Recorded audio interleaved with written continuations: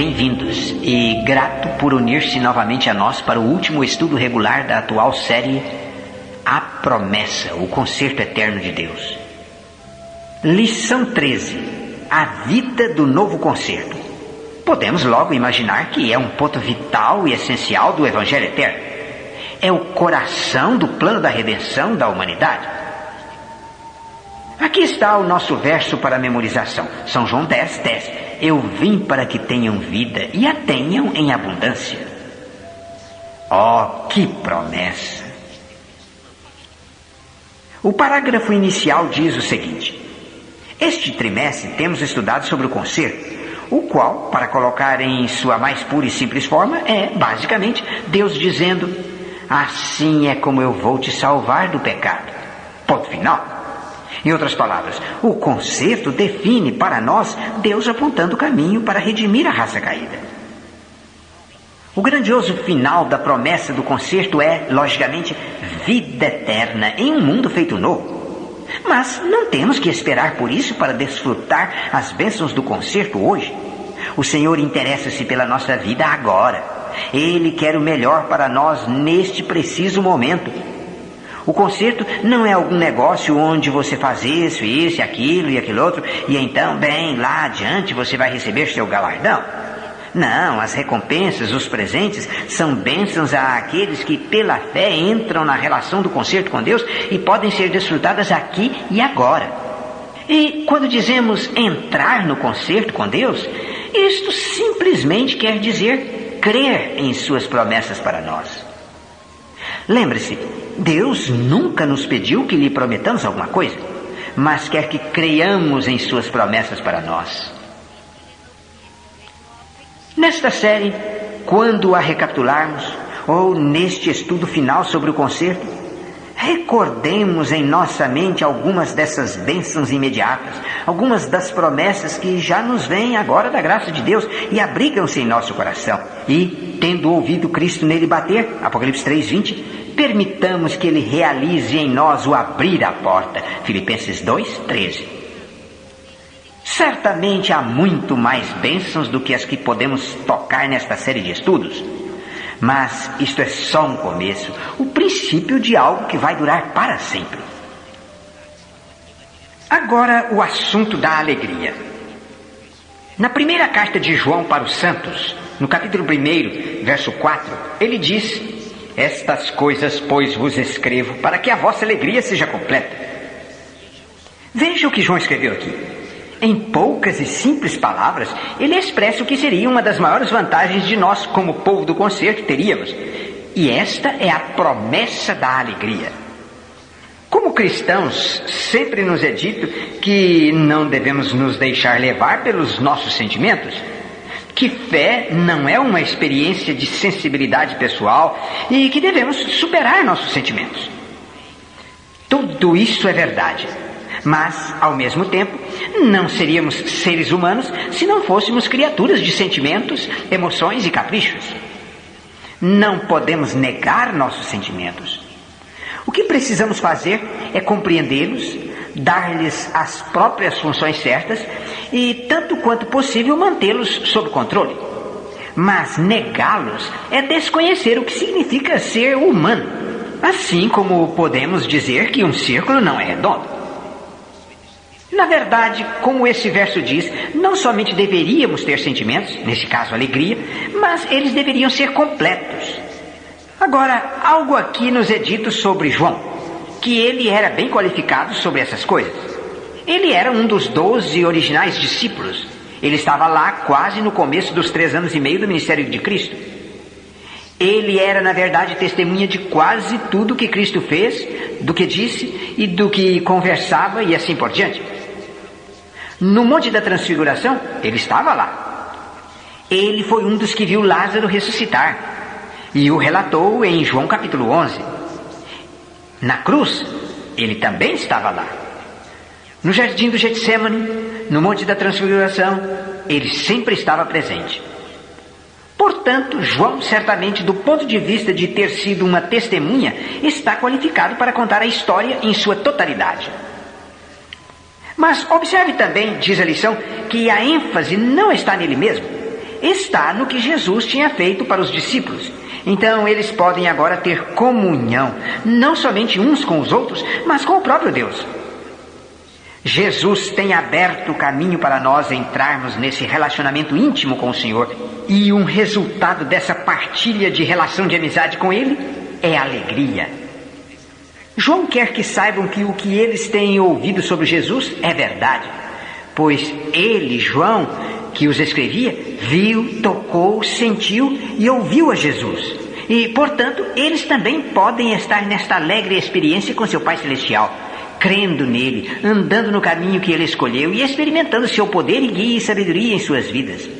Aquele que os ama e deu-se a si mesmo através de seu Filho por eles. E agora chegamos à mais importante parte de nossa lição. Tem por título, Livre da Culpa. Lemos em Romanos 8:1, agora, pois, já nenhuma condenação há para os que estão em Cristo Jesus, os que andam não segundo a carne, mas segundo o Espírito. Há alguns textos aqui que nos são dados e os leremos nesse momento. O primeiro deles é João 5:24. Em verdade vos digo, quem ouve a minha palavra e crê naquele que me enviou, tem a vida eterna, não entrou em juízo, mas passou da morte para a vida. E então, Romanos 3:24 e 25. E todos são justificados gratuitamente pela sua graça, pela redenção que há em Cristo Jesus. Deus o propôs para propiciação pela fé no seu sangue, para demonstrar a sua justiça pela remissão dos pecados dantes cometidos sob a tolerância de Deus. E o verso 26, para demonstração da sua justiça neste tempo presente, para que ele seja justo e justificador daquele que tem fé em Jesus. O terceiro dos textos é 2 Coríntios 5:21. Aquele que não conheceu o pecado, ele o fez pecado por nós, para que nele fôssemos feitos justiça de Deus. Então podemos entender a significação dos textos que temos lido. Já não há condenação para os que estão em Cristo Jesus, os que não andam segundo a carne, mas segundo o Espírito. De caminho a Cristo, temos uma citação de um parágrafo aqui. Era possível a Adão, antes da queda, formar um caráter justo pela obediência à lei de Deus. Mas deixou de o fazer, e devido ao seu pecado, nossa natureza se acha decaída e não podemos tornar-nos justos. Caminho a Cristo, página 62. Aí, outra vez, vocês veem enfatizado que nós, ao nascermos neste mundo, herdamos automaticamente a caída, pecaminosa, deteriorada natureza do nosso primeiro pai Adão. Visto como somos pecaminosos, profanos, não podemos obedecer perfeitamente a uma lei santa. Não possuímos justiça em nós mesmos com a qual pudéssemos satisfazer às exigências da lei de Deus. Mas Cristo nos proveu um meio de escape. Viveu na terra em meio de provas e tentações como as que nos sobrevêm a nós. Viveu uma vida sem pecado. Em Romanos 8, verso 3, nos é dito que ele condenou o pecado na carne. Essa é uma maravilhosa citação. Condenou o pecado na carne. Como ele fez isso? Bem, primeiro que tudo, ele o fez ao assumir nossa natureza pecaminosa e caída. Tendo feito isso, ele viveu uma vida sem pecado. Colocando em outras palavras, isto quer dizer que ele colocou sobre si mesmo nosso equipamento defeituoso e imperfeito. E apesar do fato de ele estar embaraçado com esse equipamento imperfeito, ele ainda prosseguiu tendo um perfeito desempenho. Sua equipagem era falha e viciosa, mas seu desempenho foi sem mancha, perfeito. Portanto, viveu na terra em meio de provas e tentações como as que nos sobrevêm a nós. Viveu uma vida sem pecado, morreu por nós e agora se oferece para nos tirar os pecados e dar-nos sua justiça. Nunca me canso de ouvir esta frase. Ele oferece tomar os nossos pecados e dar-nos sua justiça. Você pode imaginar o que isso faz por nós? Não se esqueçam que essa parte da lição lida com estarmos livres da culpa. É como se pudéssemos ter nossos pecados lançados fora, ou se pudéssemos tomá-los e fazer um pacote deles e dizer: ó Senhor, aqui estão eles, eu não os quero ver nunca mais. E o Senhor lhe dissesse: está bem, você não os verá nunca mais. E aqui tem um pacote para você também. Ele contém a minha justiça. Bem, isso não funciona exatamente dessa maneira, porque não podemos colocar pecados e justiças em pacotes. Mas o resultado é o mesmo. Ele morreu por nós e agora oferece pegar os nossos pecados e nos dar a justiça dele. Se vos entregardes a Ele e o aceitardes como vosso Salvador, sereis então, por pecaminosa que tenha sido vossa vida, considerados justos por sua causa. Incrível! Mas é verdade. É isso que acontece. O caráter de Cristo substituirá o vosso caráter, e sereis aceitos diante de Deus exatamente como se não houvesseis pecado. Não se esqueçam das palavras já lidas muitas vezes, Gálatas 2:20, estou crucificado com Cristo, entretanto eu vivo. Contudo, já não sou eu quem vive, mas Cristo vive em mim. E esse viver que agora tenho na carne, vivo pela fé do Filho de Deus que me amou e a si mesmo se entregou por mim. Versão King James. Bem, podemos ouvir estas palavras, os elementos vitais do Evangelho repetidas vezes, mas a cada vez que as ouvimos, ficamos maravilhados, e isso nos aquece e nos alegra por sabermos que elas são reais e verdadeiras em todas as suas formas. Uma das grandes promessas contidas para nós no Evangelho Eterno de Deus é que não mais temos que viver com o fardo da culpa.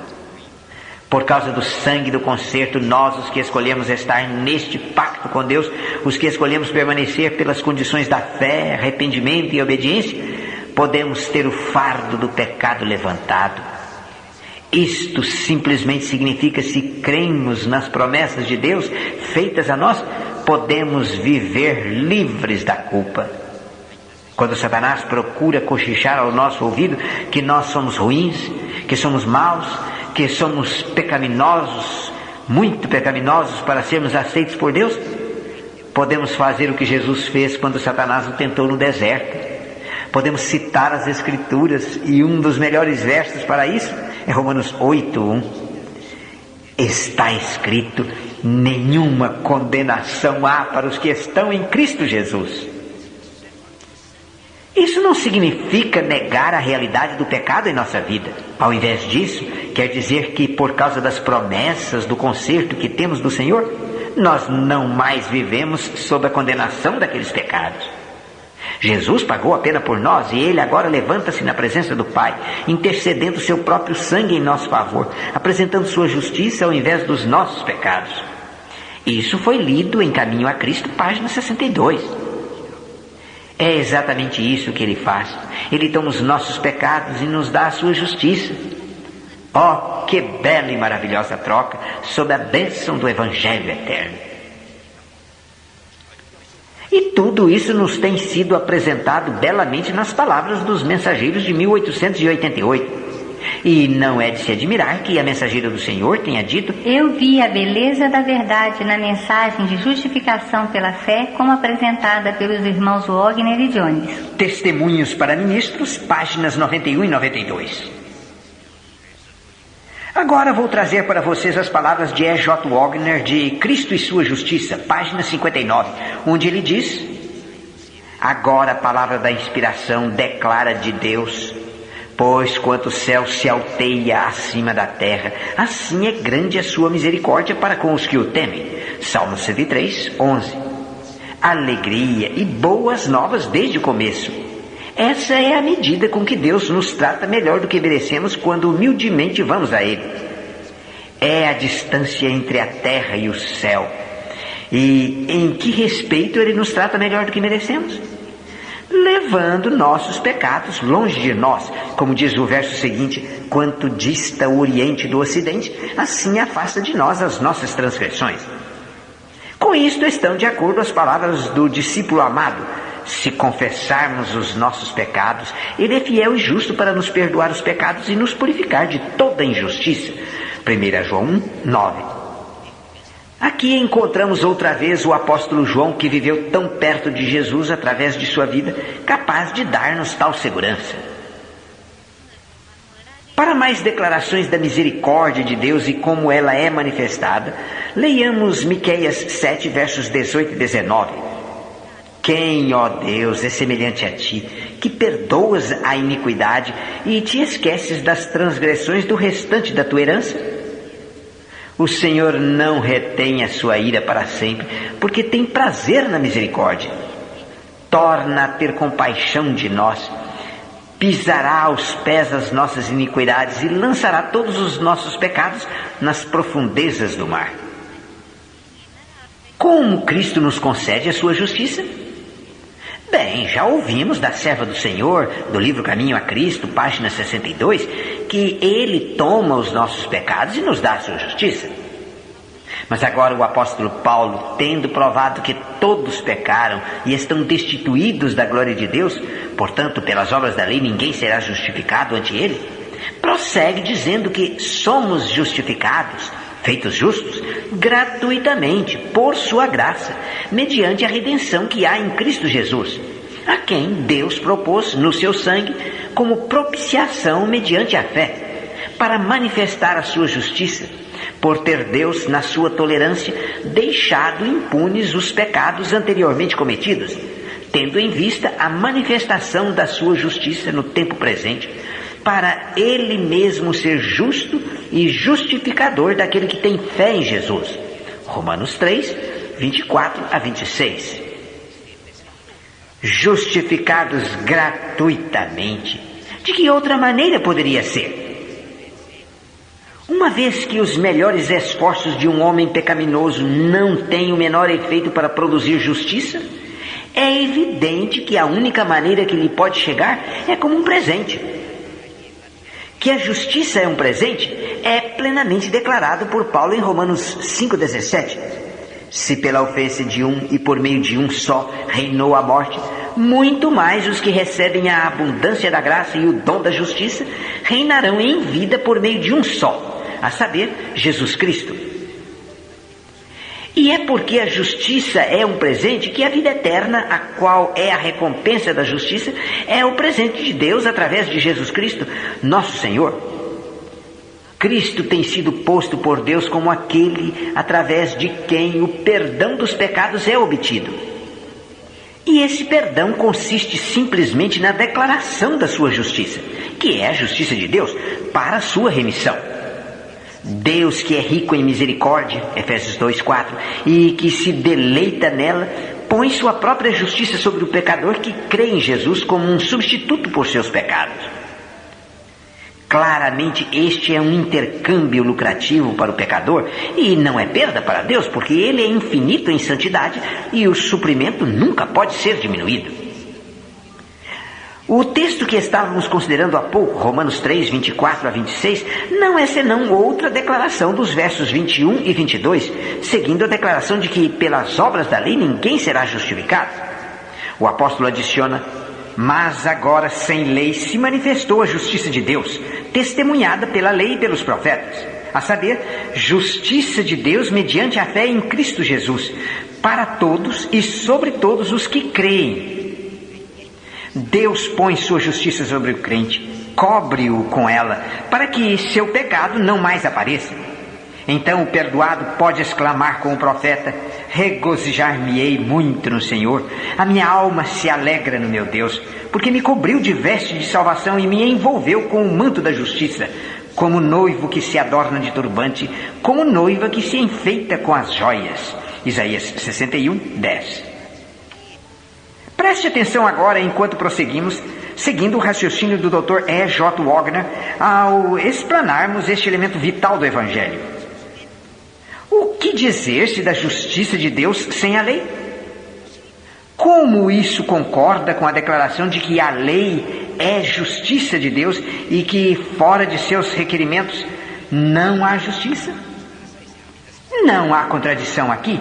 A lei não é ignorada por esse processo. Preste bem atenção. Quem deu a lei? Cristo. Como Ele a falou? Como quem tem autoridade? Precisamente como Deus.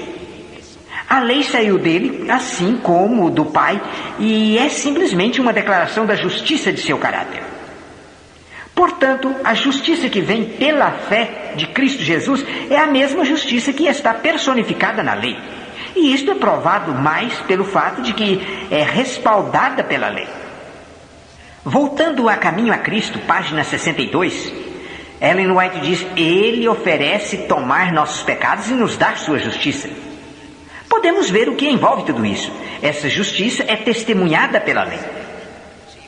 Agora, note da página 62 de Cristo e Sua Justiça, de E.J. Wagner, que o leitor tente imaginar a cena. Aqui levanta-se a lei como uma repentina testemunha contra o pecador. Isso não se pode mudar e não chama o pecador como homem justo. O pecador convicto tenta repetidas vezes obter justiça da lei, mas esta resiste a todos os seus avanços. Não pode ser subornada por nenhuma quantidade de penitências ou boas obras professas. Mas aqui levanta-se Cristo, tão cheio de graça como de verdade, chamando o pecador a si. Agora prestem atenção. Por fim, o pecador, cansado de sua luta em vão para conseguir justiça através da lei, ouve a voz de Cristo e corre para seus braços abertos. Esconde-se em Cristo. Ele é coberto por sua justiça e agora tem obtido pela fé em Cristo aquilo que tem estado a buscar em vão na lei. Tem a justiça que a lei requer, e isto é o artigo genuíno, porque o obteve da fonte da justiça, do próprio Senhor, do mesmo lugar de onde veio a lei. E a lei testifica a autenticidade dessa justiça e diz que enquanto o homem a retiver, ela irá à corte para defendê-lo de seus acusadores. Testifica o fato de que é um homem justo.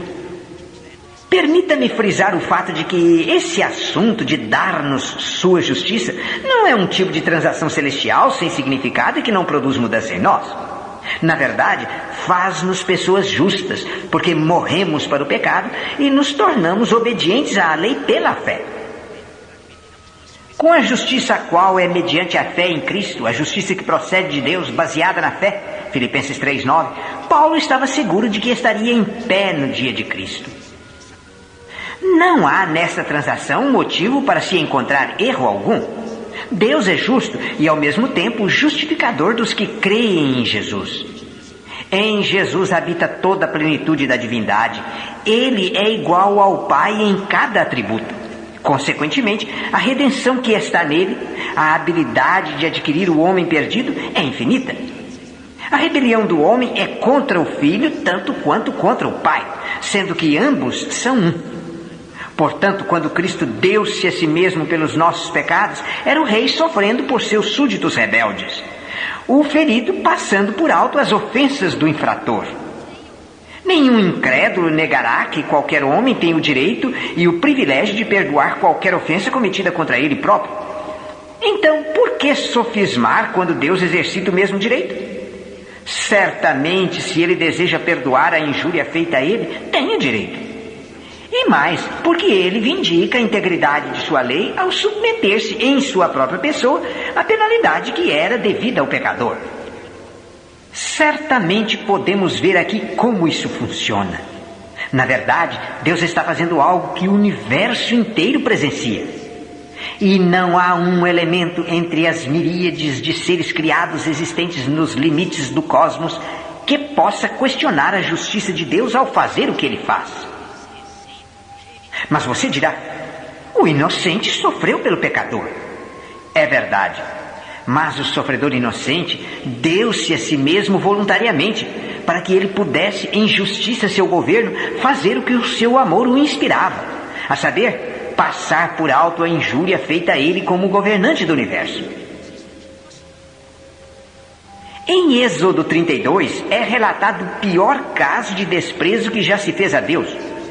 O povo que tinha visto tantas maravilhas das mãos de Deus, fez e adorou um bezerro de ouro. E ainda assim, a despeito disso, é maravilhosa a declaração que temos de Deus de seu próprio nome. Ouça: tendo o Senhor descido na nuvem, ali esteve junto dele e proclamou o nome do Senhor. E passando o Senhor diante dele, clamou: Senhor, Senhor, Deus compassivo, clemente e longânimo, e grande em misericórdia e fidelidade, que guarda a misericórdia em 1000 gerações, que perdoa a iniquidade, a transgressão e o pecado, ainda que não inocente o culpado. Êxodo 34, 5-7. Medite neste texto. é maravilhoso. Ele nos diz exatamente o que é o Deus que adoramos. Ele é cheio de misericórdia e verdade, pleno de graça, compassivo, que guarda a misericórdia em 1000 gerações, que perdoa a iniquidade e a transgressão. Que Deus! Compare isto com as divindades pagãs e estará longe de comparação. Esse é o nome de Deus, continua Wagner, é o caráter no qual ele se revela ao homem, a luz na qual deseja que o homem o considere. Mas o que dizer-se da declaração que ele não deixa sem castigo o culpado? Ou, como lemos em Êxodo 34, verso 7, ainda que não inocente o culpado? Isso se encaixa perfeitamente com sua longanimidade, abundante bondade e o passar por alto a transgressão de seu povo. Agora, irmãos, ouçam atentamente, porque isso é a parte essencial desta sessão de livre da culpa. Ouça. É verdade que Deus de maneira nenhuma deixa sem castigo o culpado. Ele não pode fazer isso e continuar sendo um Deus justo. Mas ele faz algo que é muitíssimo melhor. Ele remove a culpa. Assim é que aquele que anteriormente era culpado não necessita ser purificado. Ele é justificado e contado como se nunca tivesse pecado. Vamos voltar ao nosso verso introdutório desta parte da lição, Romanos 8:1. Agora, pois, já nenhuma condenação há para os que estão em Cristo Jesus, os que não andam segundo a carne, mas segundo o Espírito. Começamos nós a entender o que essa mensagem de 1888 é, e o que fez, e mais, o que tensionava fazer pelo povo de Deus nos idos de 1888 e anos que se seguiram? Podemos nós entender por que a mensageira do Senhor disse que ela podia ver a beleza da verdade nessa mensagem de justificação pela fé? Não é de se admirar que nos é dito que esta é a mensagem que Deus nos ordenou dar ao mundo. Testemunhos para Ministros, página 92. Leia este capítulo inteiro. Precisamos entender esta mensagem completamente e então estar preparados sob a direção e poder do Espírito Santo e a proteção dos anjos de Deus para dá-la sem temor ao mundo que espera. Porque multidões incontáveis de almas em terríveis e angustiantes trevas anseiam por esse tipo de boas novas. Que Deus nos ajude a fazer exatamente isso. Bem, não vamos parar aqui, mas vamos voltar à mensagem de 1888 para algumas boas novas mais.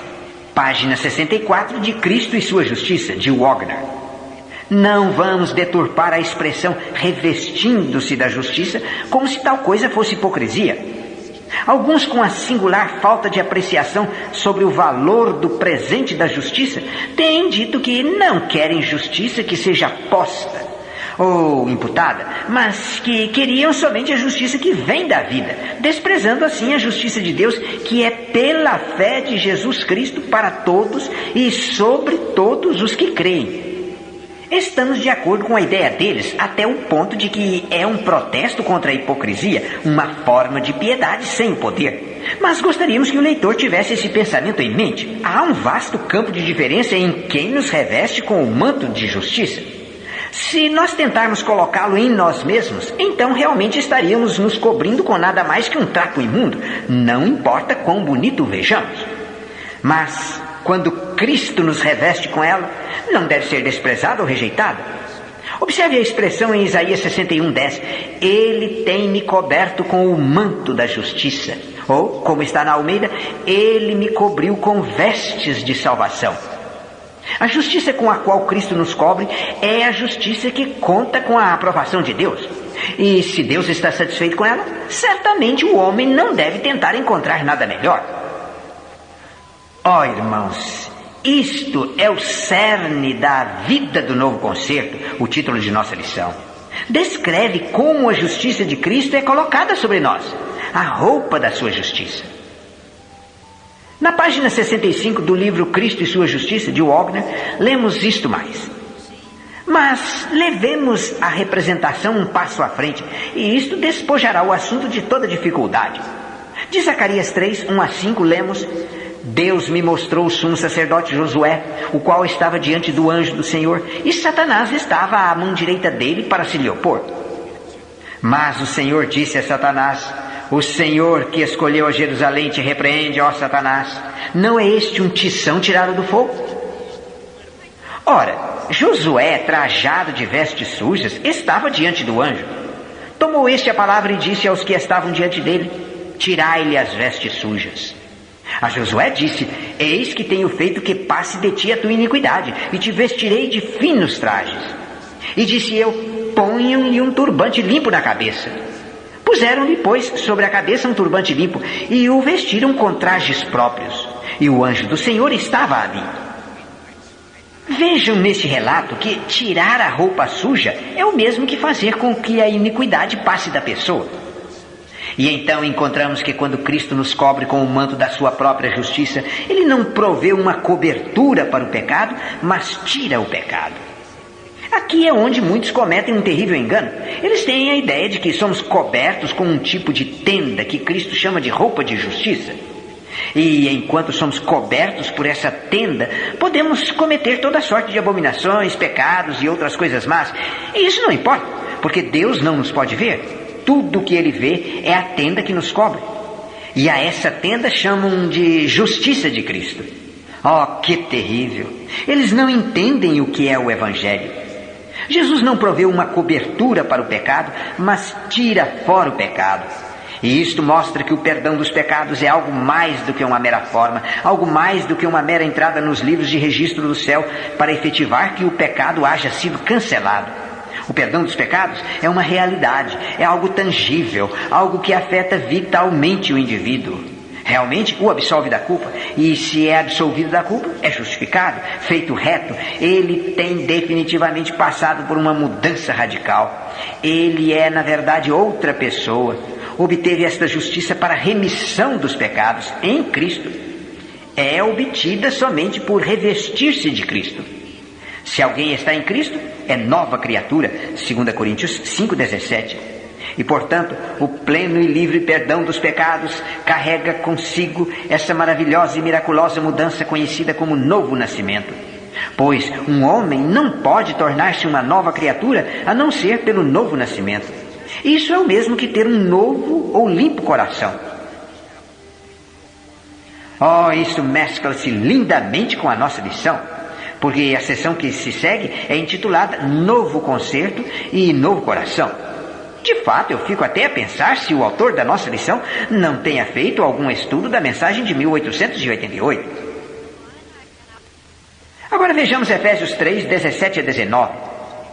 E assim habite Cristo em vosso coração pela fé, estando vós arraigados e alicerçados em amor, a fim de poderdes compreender com todos os santos qual é a largura e o comprimento e a altura e a profundidade, e conhecer o amor de Cristo que excede todo o entendimento, para que sejais tomados de toda a plenitude de Deus. O novo coração é um coração que ama a justiça e odeia o pecado. É um coração de disponibilidade a ser levado nos caminhos da justiça. Tal coração é o que o Senhor queria que Israel tivesse quando falou: quem dera que eles tivessem tal coração, que me temessem e guardassem em todo o tempo todos os mandamentos, para que bem lhes fosse a eles e a seus filhos para sempre. Deuteronômio 5, 29. Em resumo, é um coração livre do amor ao pecado, assim como livre da culpa do pecado. Mas o que é que faz o homem sinceramente desejar o perdão dos pecados? É simplesmente o seu ódio por eles e o seu desejo pela justiça, os quais, ódio pelo pecado e desejo pela justiça, têm sido outorgados pelo Espírito Santo. O Espírito luta com todos os homens, vem como um reprovador. Quando sua voz de reprovação é apreciada, então de imediato assume o trabalho de consolador. A mesma disposição submissa, dócil, que leva a pessoa a aceitar a reprovação do Espírito, também a leva a seguir os ensinamentos do Espírito. E Paulo diz que todos os que são guiados pelo Espírito de Deus são filhos de Deus. Romanos 8,14. Outra vez, o que traz justificação ou perdão dos pecados? É a fé, pois Paulo diz: sendo, pois, justificados pela fé, temos paz com Deus por meio de nosso Senhor Jesus Cristo. Romanos 5, verso 1, que se articula muito bem com Romanos 8, verso 1. Agora, pois, já nenhuma condenação há para os que estão em Cristo Jesus, os que não andam segundo a carne, mas segundo o Espírito. Então, nos é dito aqui: a justiça de Deus é dada a e posta sobre todos os que creem. Romanos 3, 22. Mas esse mesmo exercício de fé faz da pessoa um filho de Deus, pois diz o apóstolo Paulo outra vez, pois todos vós sois filhos de Deus mediante a fé em Cristo. Gálatas 3, 26. O fato de que todos aqueles que têm seus pecados perdoados são de imediato filhos de Deus é mostrado na carta de Paulo a Tito. Ele primeiro considera a condição perversa em que nos encontrávamos, e então diz no capítulo 3, versos 4 a 7, quando, porém, se manifestou a benignidade de Deus, nosso Salvador, e o seu amor para com todos, não por obras de justiça praticadas por nós, mas segundo a sua misericórdia, Ele nos salvou mediante o lavar regenerador e renovador do Espírito Santo, que Ele derramou sobre nós ricamente, por meio de Jesus Cristo, nosso Salvador, a fim de que, justificados por graça, nos tornemos seus herdeiros segundo a esperança da vida eterna. Note que é por sermos justificados por sua graça que somos feitos herdeiros. Já temos aprendido isto de Romanos 3, versos 24 e 25, que essa justificação pela sua graça é através de nossa fé em Cristo. Mas Gálatas 3, 26 nos fala que a fé em Cristo nos faz filhos de Deus.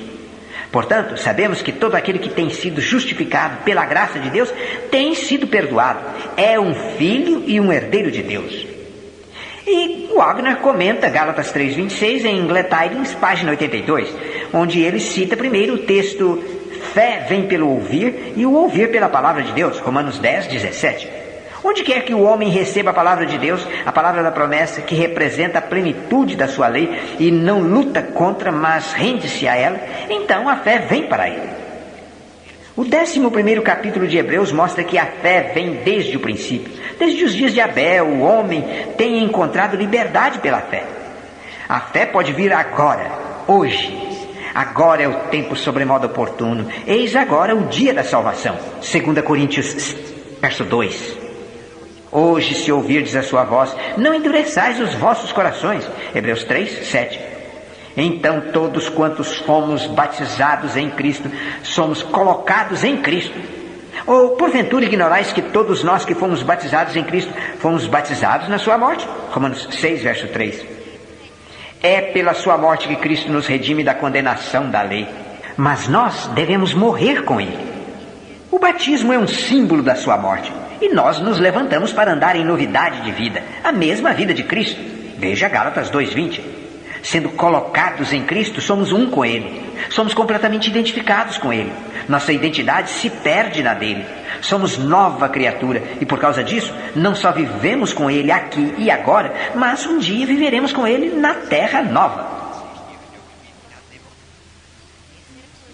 O sumário da lição diz: o conserto não é só algum profundo conceito teológico. Ao invés disso, ele define os parâmetros de nossa salvação em Cristo. Salvação que nos colhe maravilhosos benefícios agora e, mais amplamente, no retorno de Cristo e nossa entrada final nas maravilhas de seu reino eterno. Amém.